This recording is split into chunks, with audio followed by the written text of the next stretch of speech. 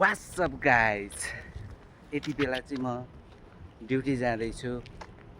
Duty जाँदाखेरि एकदमै गर्मी भइरहेको छ, तातो टलपुर घाम लागिरहेको छ यो साउदीको अस्ट्रेलियामा।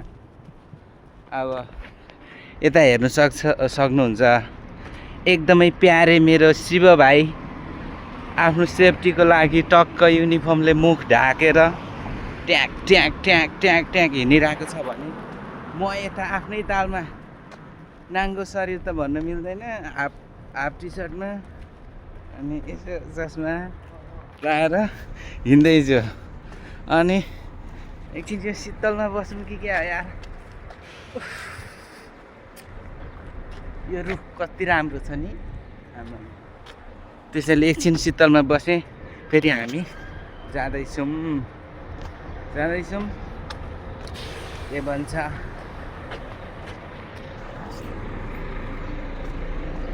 कस्तो